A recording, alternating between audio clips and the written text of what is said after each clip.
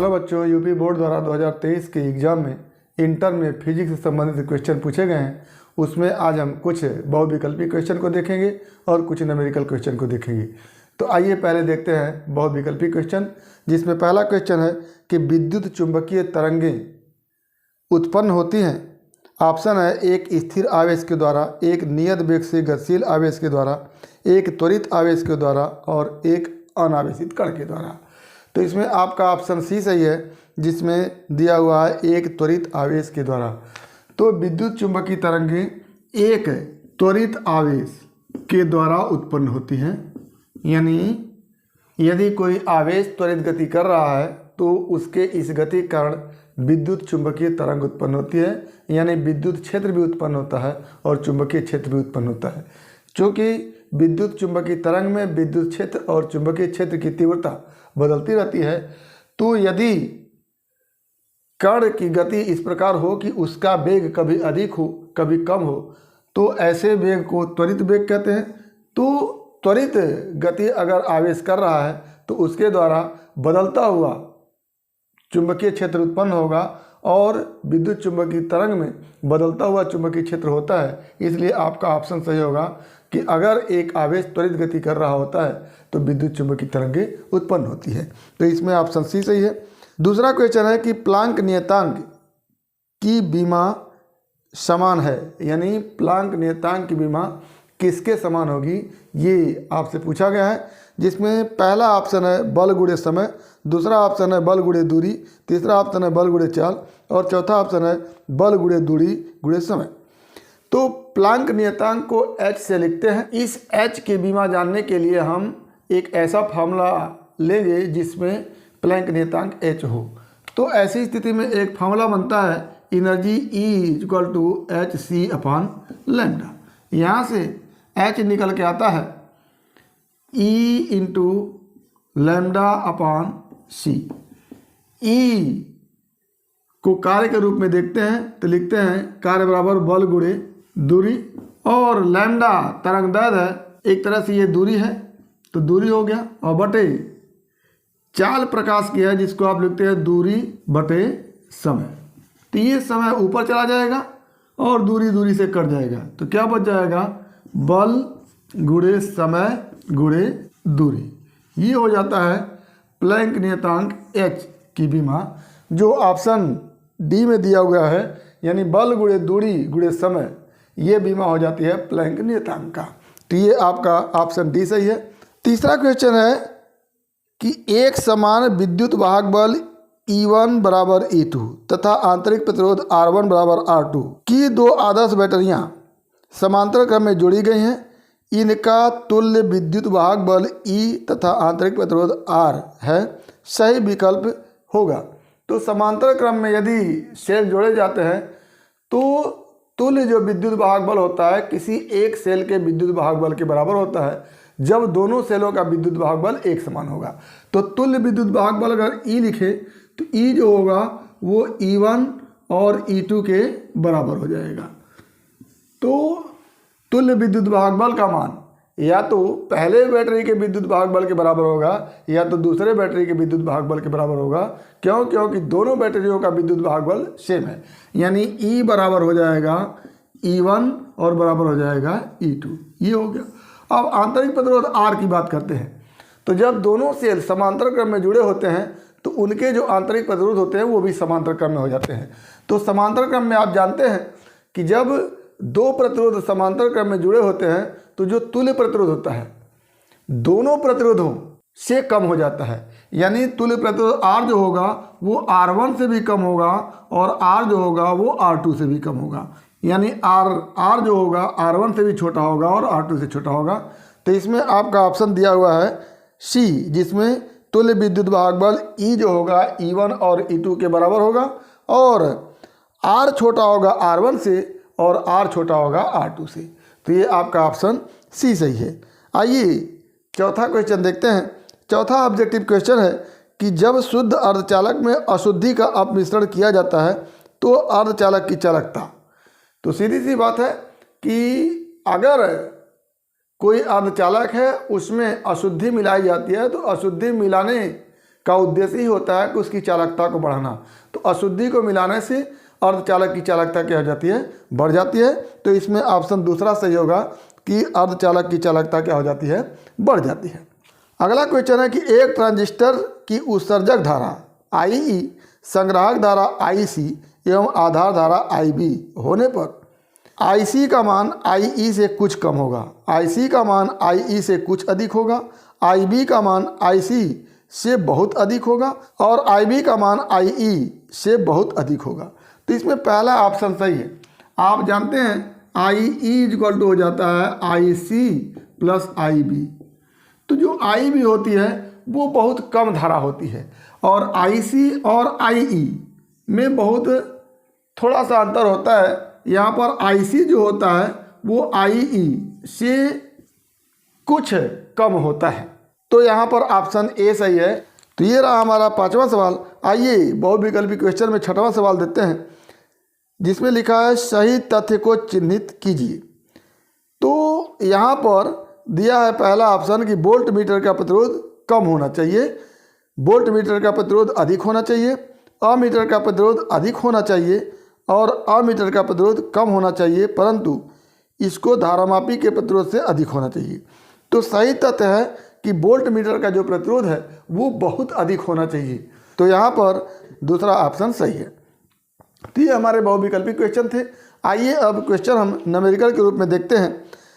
Numerical के रूप में पहला क्वेश्चन है कि यदि एक परमाणु के मूल ऊर्जा स्तर की ऊर्जा -54.4 इलेक्ट्रॉन वोल्ट है, तब इसका आयनन विभव कितना होगा। मूल ऊर्जा स्तर की ऊर्जा -54.4 इलेक्ट्रॉन वोल्ट है तो आयनन विभव +54.4 वोल्ट हो जाएगा। अगला क्वेश्चन है कि एक अवतल लेंस के प्रत्येक पृष्ठ की वक्रता त्रिज्या 30 सेंटीमीटर है तथा अपवर्तनांक 1.5 है, तो इसकी फोकस दूरी क्या होगी। तो इसको हमने बहुत बार कराया है। इसमें क्या होता है कि अगर दोनों तलों की वक्रता त्रिज्या एक बराबर होती है और अपवर्तनांक 1.5 होता है तो उसकी फोकस दूरी किसी एक वक्रता त्रिज्या के बराबर हो जाती है। जैसे R1 बराबर R2 बराबर 30 है और n इक्वल टू 1.5 है। तो ऐसी स्थिति में n का मान अगर 1.5 दिया है तो जितना R1 होगा, जितना R2 होगा, उतना ही फोकस दूरी होगी, यानी F इक्वल टू क्या हो जाएगा 30 सेंटीमीटर। लेकिन ये अवतल लेंस है तो इसकी फोकस दूरी -30 सेंटीमीटर हो जाएगी। ये आंसर के रूप में आप याद कर सकते हैं या फिर अगर फॉर्मूले के रूप में रखें तो रखेंगे 1/F equal to n-1 1/R1 -1/R2। यहाँ से क्या हो जाता है 1/F इक्वल टू n-1। अवतल लेंस के लिए R1 निगेटिव होता है और R2 पॉजिटिव होता है, तो क्या लिखेंगे 1/-R -1/+R। R1 और R2 दोनों सेम है, तो यहाँ से हो जाता है 1/F इक्वल टू 1.5 -1 और 1/-30 -1/30। ये हो जाता है 0.5 इंटू -2/30 और ये बन के आता है -1/30 और ये हो जाता है यहाँ से F equal to 30 centimetre minus के साथ। ये आंसर बन के आता है -30 सेंटीमीटर। तो ये आपका सवाल रहा। आइए अगला सवाल देखते हैं। अगला सवाल है कि 2 वोल्ट तक विभवांतर से आवेशित 10 माइक्रोफैरड धारिता के संधारित्र की स्थितिज ऊर्जा ज्ञात कीजिए। तो स्थितिज ऊर्जा का फार्मूला होता है E इक्वल टू ½ CV²।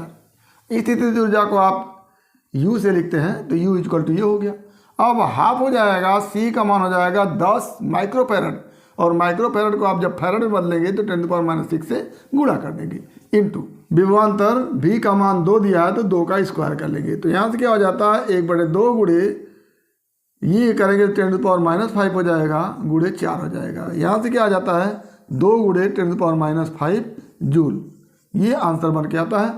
तो ये आपके क्वेश्चन का आंसर रहा। आइए अगला क्वेश्चन देखते हैं। अगला क्वेश्चन है कि बुलियन व्यंजक y equal to AB bar plus BA bar में यदि A equal to 1 B equal to 1 तो y का मान ज्ञात कीजिए।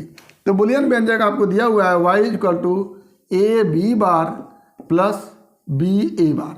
अब a इक्वल टू दिया हुआ है 1 और b इक्वल टू दिया हुआ है 1, तो यहाँ से y इक्वल टू क्या हो जाएगा, a का मान 1 है तो 1 लिख लेते हैं, और b का मान 1 है तो b बार का मान क्या हो जाएगा, 0 हो जाएगा। यहाँ से a बार का मान क्या हो जाएगा, 0 हो जाएगा। तो b बार का मान क्या हो गया, 0, तो लिखेंगे 0 प्लस b का मान 1 है तो 1 लिख दिया, और a बार का मान 0 है तो गुणे 0 कर दिया। यहाँ से y इक्वल टू क्या आ जाता है, 0 प्लस 0 इक्वल टू 0। तो ये y का मान क्या आ गया, 0 आ गया। ये जार गेट से संबंधित क्वेश्चन है जिसमें जार गेट का बूलियन व्यंजक दिया हुआ है और इनपुट a का मान 1 है और इनपुट b का मान 1 है, तो आउटपुट y का मान क्या हो जाएगा, 0 हो जाएगा। तो ये आपका आंसर रहा। अगला क्वेश्चन है कि 200 वोल्ट के विभव पर स्थित एक बिंदु से 250 वोल्ट पर स्थित दूसरे बिंदु तक एक आवेशित कण के गति करने पर उसकी गतिज ऊर्जा में 10 जूल की कमी हो जाती है। उस कण का आवेश ज्ञात कीजिए। तो यहाँ पर V1 का मान है 200 वोल्ट और V2 का मान है 250 वोल्ट। तो डेल्टा V इक्वल टू क्या हो जाता है, 250 और माइनस 200 इक्वल टू क्या हो गया, 50 वोल्ट। और W इक्वल टू क्या लिखते हैं, Q इंटू डेल्टा V लिखते हैं। तो Q इंटू डेल्टा V का मान 50 है। तो ये कार्य हो गया। और कार्य ऊर्जा प्रमेय से आप जानते हैं कि जितना कार्य होगा उतने ही ऊर्जा में कमी होगी। तो क्या लिखेंगे, W equal to delta E। तो W का मान है Q इंटू 50 और डेल्टा E का मान है 10 जूल। 10 जूल। तो यहाँ से Q इक्वल टू क्या जाता है, 10/50 या 1/5 या 0.2 कूलम।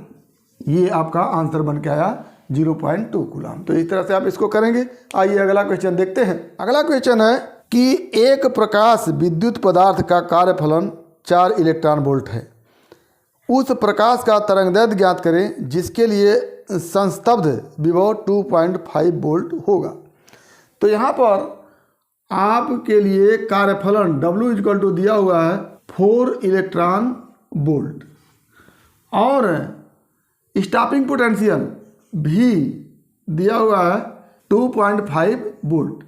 स्टॉपिंग पोटेंशियल के संगत जो ऊर्जा होती है वहीं उत्सर्जित इलेक्ट्रॉन की ऊर्जा होती है। तो क्या हो जाएगी, उत्सर्जित इलेक्ट्रॉन की गतिज ऊर्जा क्या हो जाती है, 2.5 वोल्ट है तो गतिज ऊर्जा हो जाएगी 2.5 इलेक्ट्रॉन वोल्ट के इक्वल टू, ठीक।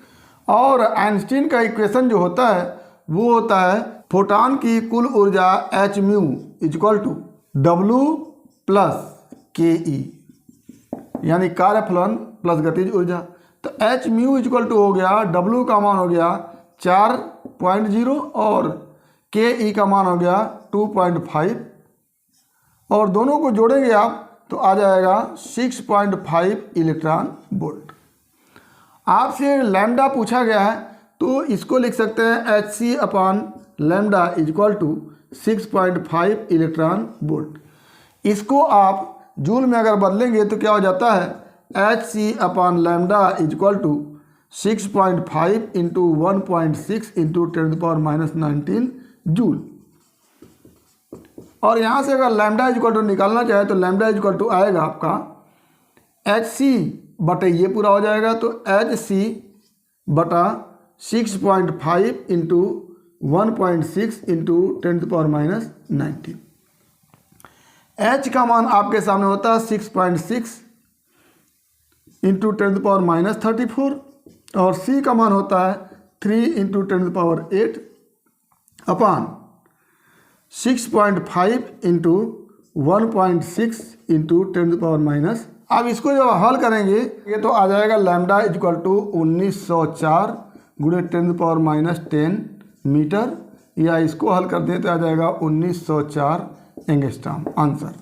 तो ये हमारा क्वेश्चन रहा। इसमें आपको वर्क फंक्शन दिया है, कार्यफलन दिया है और स्टॉपिंग पोटेंशियल दिया है। स्टॉपिंग पोटेंशियल के आधार पर आप काइनेटिक एनर्जी निकाल लेंगे और वर्क फंक्शन कार्यफलन और काइनेटिक एनर्जी दोनों को जोड़ते हैं तो फोटॉन की ऊर्जा निकल के आती है। तो फोटॉन की ऊर्जा हो गई 6.5 और एच म्यू को एच बाई लैम्डा लिख करके आप 6.5 इलेक्ट्रॉन वोल्ट करेंगे और 6.5 इलेक्ट्रॉन वोल्ट को आप जूल में बदल लेंगे। उसके बाद यहाँ से ट्रांसफ़र करके लैम्डा का मान निकालेंगे जिसका मान आ जाएगा 1904 एंगस्ट्रॉम।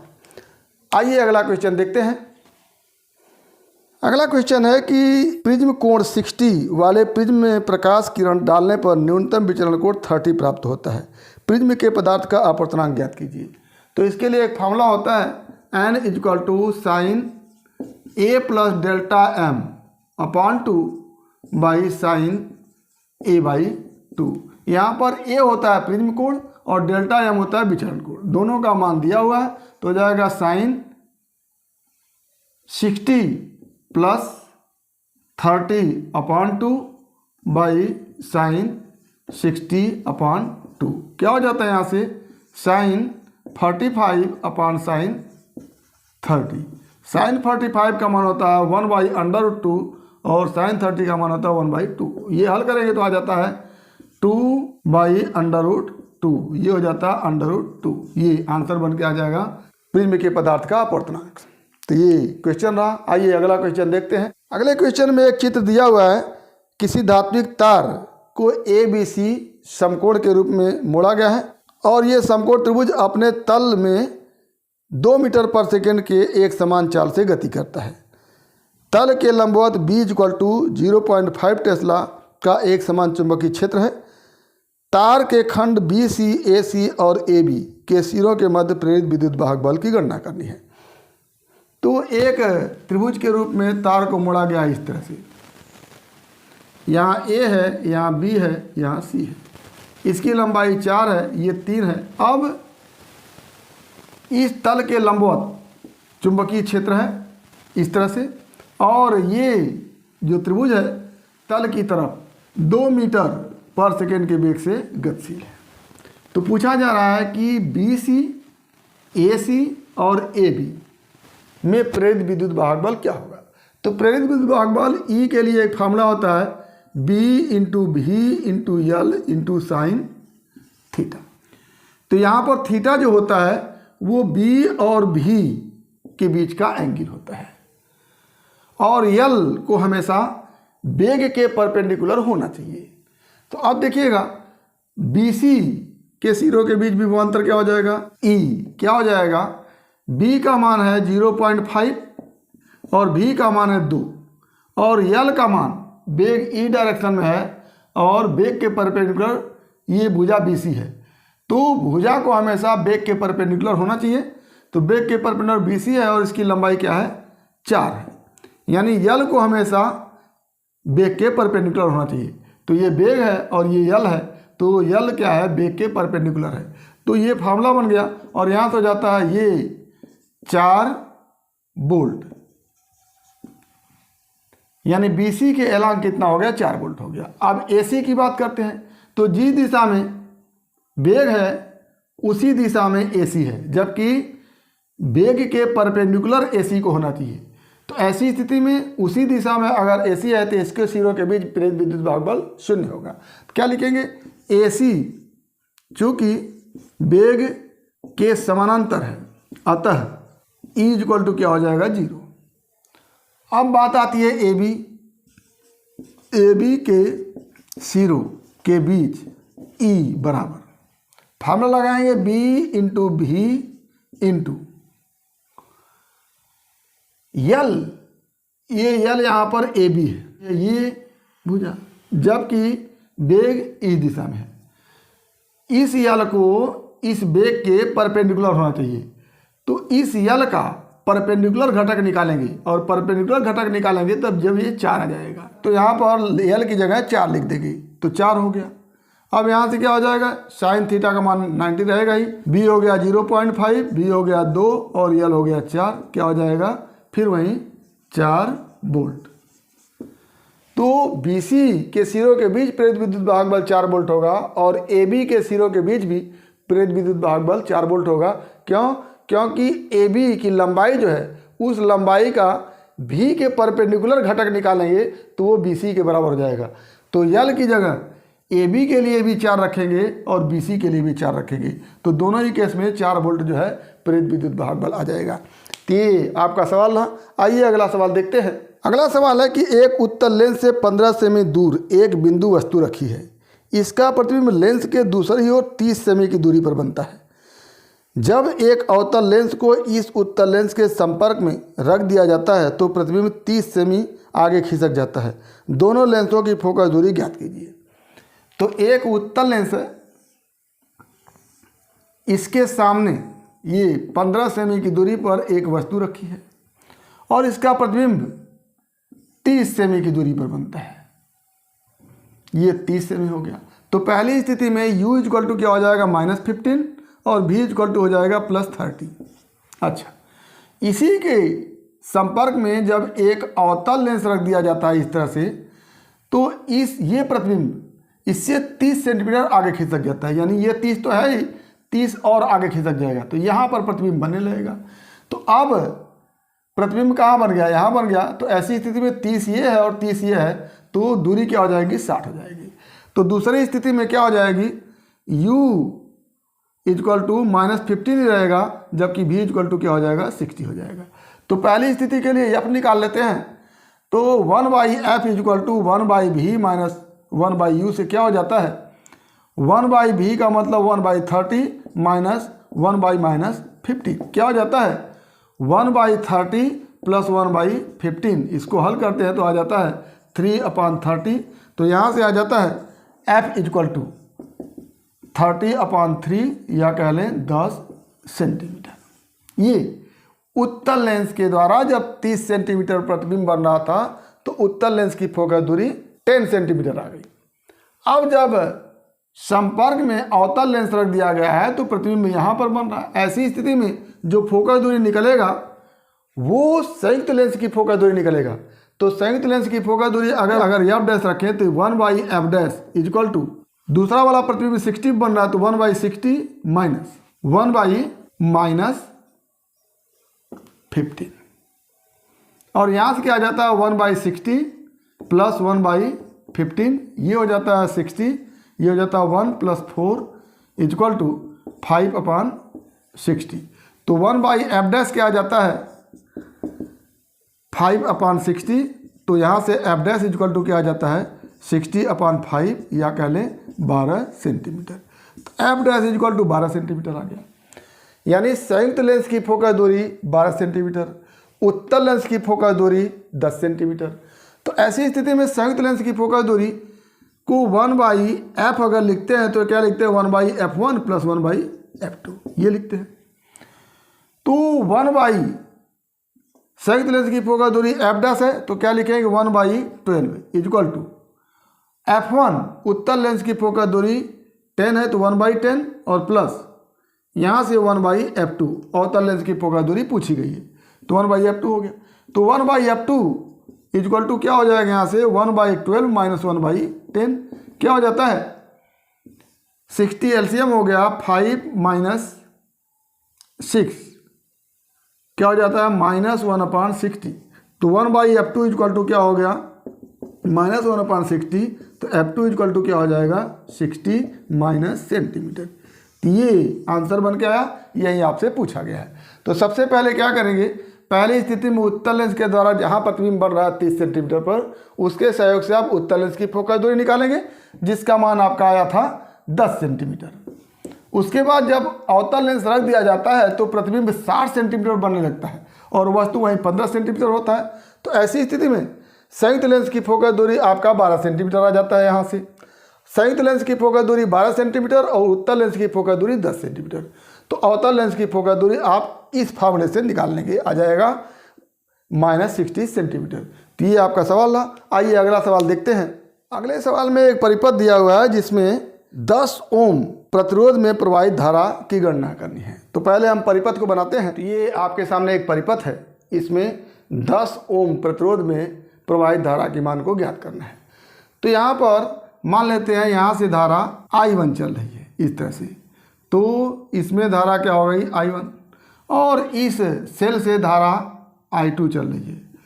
तो यहाँ पर इस जंक्शन पर धारा का मान क्या हो जाएगा, आने वाली दोनों धाराएं क्या है, I1 और I2, तो यहाँ पर धारा चलेगी I1 प्लस I2 और ये I1 प्लस I2 यहाँ तक चलेगी, यहाँ पर धारा I2 हो जाएगी और यहाँ पर धारा जो बचेगी I1 ये आगे बढ़ जाएगी। तो ये आपका किरचॉफ के नियम से इस पॉइंट के बाद धारा I1 प्लस I2 चलेगी, क्योंकि इस जंक्शन पर धारा I1 आ रही है और ये धारा I2 आ रही है, दोनों मिलकर के I1 प्लस I2 हो गई और यहीं I1 प्लस I2 धारा आगे बढ़ रही है। यहाँ पर एक बंद लूप ये बन गया और दूसरा बंद लूप मान लेते हैं हम, यहाँ से लेकर के चलते हैं इस तरह से, यहाँ से ऐसे करके इस तरह से चलते हैं। तो पहले हम लूप लेते हैं CAFEDC, इस बंद लूप को लेते हैं और इसका कैलकुलेशन इस तरह से हम करते हैं। तो जब कैलकुलेशन करेंगे तो क्या हो जाएगा, I2 इंटू 10 ऐसे इधर आए और यहाँ पर I1 प्लस I2 इंटू 6 और इस तरह से यहाँ से चल रहे हैं और यहाँ पर सेल पर आ गए तो हो जाता है -3 इक्वल टू 0। यहाँ से क्या हो जाता है 10I2 plus 6I1 plus 6I2 equal to 3, या यहाँ से हो जाता है 6I1 plus 16I2 equal to 3। ये इक्वेशन आप 1 कर लीजिए। अब हम यहाँ से एक लूप लेते हैं AGHIJBE, ये वाला यहाँ से ऐसे करके ये वाला लूप लेते हैं ऐसे। तो कौन सा लूप, AGHIJBEFE,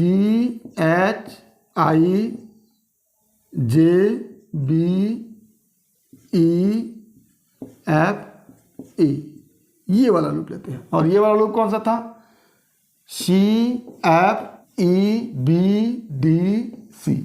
एक लूप ये था और दूसरा लूप ये है। इसमें आप यहाँ से चलिए इसको इस डायरेक्शन में कैलकुलेशन करते हैं तो क्या हो जाता है I1 into 3 plus I1 plus I2 into 6 minus 4.5 equal to 0।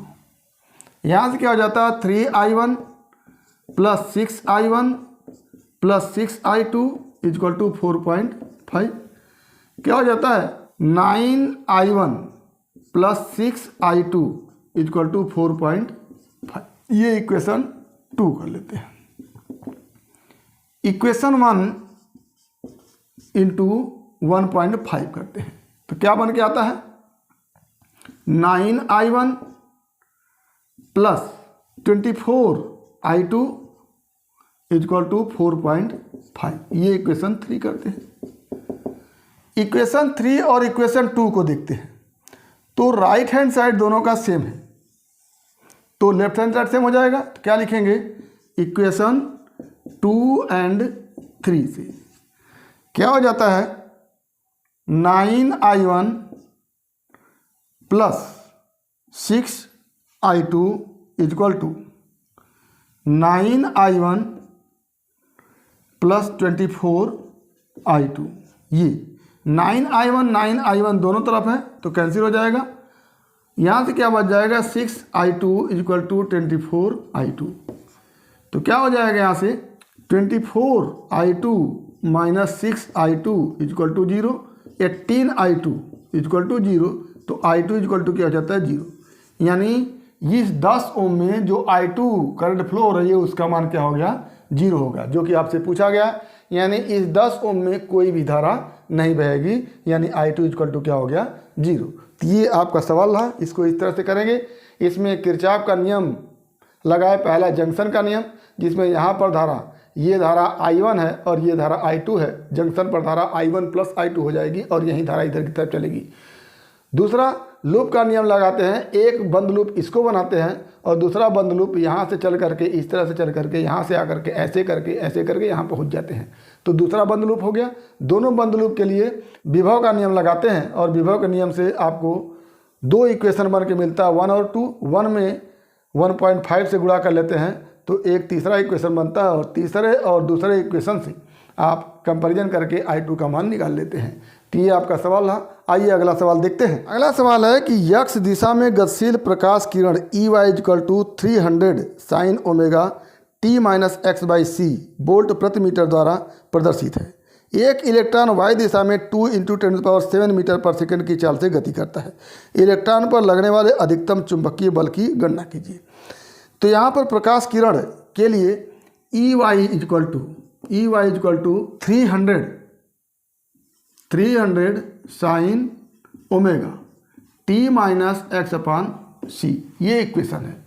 यानी ये EY जो है विद्युत क्षेत्र की तीव्रता है और इसके लिए ये इक्वेशन दिया हुआ।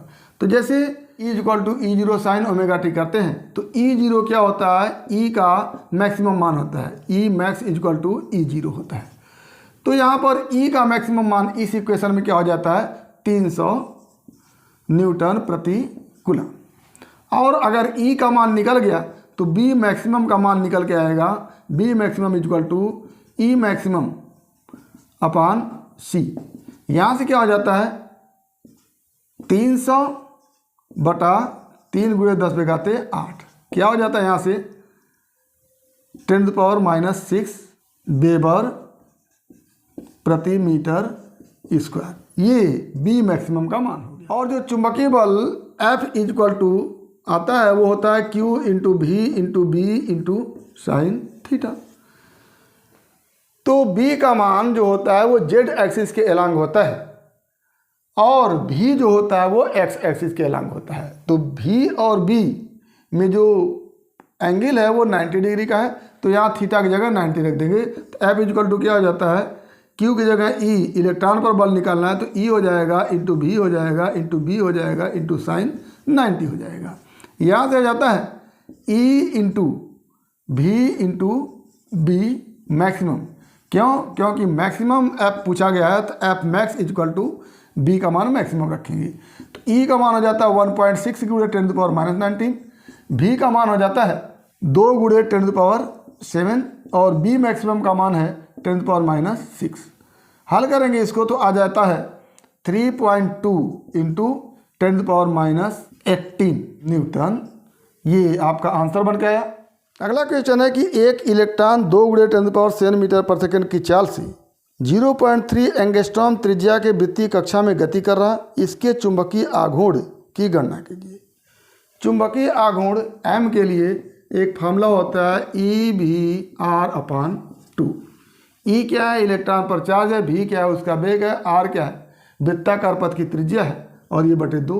तो E का मान होगा 1.6 × 10⁻⁹ और V का मान है 2 × 10⁷ और R का मान है 0.3 × 10⁻10 और बटा क्या हो जाएगा 2। ये 2 से कटेगा और ये बच गया आपका 0.48 और यहाँ से बचा गुणे 10⁻⁻19 + 7 और -10 क्या हो जाता है यहाँ से 0.48 × 10⁻⁻22 क्या एम्पियर मीटर स्क्वायर, या इसी को लिख सकते हैं 4.8 × 10⁻⁻23 एम्पियर मीटर स्क्वायर। तो ये सवाल रहा। आइए अगला सवाल देखते हैं।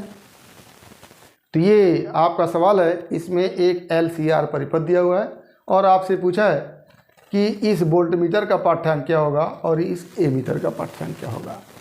तो वोल्ट मीटर का पाठ्यांक देख रहे हैं आप, इस इंडक्टर का सिरा और इस कैपेसिटर के प्लेट के बीच ये वोल्ट मीटर लगा हुआ है। तो वोल्ट मीटर का पाठ्यांक इस इंडक्टर और इस कैपेसिटर के संयुक्त विभवांतर को मापेगा और एमीटर का पाठ्यांक पूरे सर्किट में करंट को मापेगा। तो सबसे पहले हम देखेंगे इम्पीडेंस Z = क्या हो जाता है, XL डिफरेंस XC का होल स्क्वायर प्लस R का होल स्क्वायर अंडर रूट में। यहाँ से हो जाता है XL का मान है 60 और ये है 20 का होल स्क्वायर प्लस R का मान है 30 का होल स्क्वायर अंडर रूट में। और इसको हल करेंगे तो आ जाएगा 50 ओम। Z = यहाँ पर जो अमीटर धारा को मापेगा वो RMS वैल्यू को मापेगा, यानी IRMS आपको निकालना है। तो IRMS = ERMS अपान जेड। ई का मान यहाँ से अगर देखें तो E0 का मान या V0 का मान 200√2 है। क्या हो जाएगा यहाँ से E0 अपान √2 बटा जेड। ये क्या हो जाएगा, E0 का मान है 200√2 अपान √2 बटा जेड। क्या हो जाता है 200, ये इससे कटा और बटा जेड क्या हो गया 50। यहाँ से आ जाता है 4 एम्पियर धारा, यानी इस अमीटर का पाठ्यांक क्या हो जाएगा 4 एम्पियर हो जाएगा। और आपसे पूछा गया है इस इंडक्टर और इस कैपेसिटर के सिरों के बीच कंबाइंड जो विभवांतर होगा वो भी मापेगा। तो यहाँ से क्या लिखेंगे आप, V equal to IRMS into XL minus XC। यहाँ से हो जाता है IRMS 4 गुणे XL का मान हो जाता है 60 और माइनस XC का मान हो जाता है 20। यहाँ से हो जाता है 4 गुणे 40 बराबर 160 वोल्ट, यानी वोल्ट मीटर जो होगा वो 160 वोल्ट मापेगा। तो ये हमारा वोल्ट मीटर का पाठ्यांक 160 वोल्ट और अमीटर का पाठ्यांक 4 एम्पियर हो गया। अगला सवाल आपका है, एक उभयनिष्ठ उत्सर्जक प्रवर्धक में यदि आधार धारा में 5 माइक्रो एम्पियर का परिवर्तन से संग्राहक धारा में 1 मिली एम्पियर का परिवर्तन हो जाता है तो धारा लाभ अल्फा तथा बीटा की गणना कीजिए। तो यहाँ पर बीटा के लिए होता है beta equal to delta IC upon delta IB।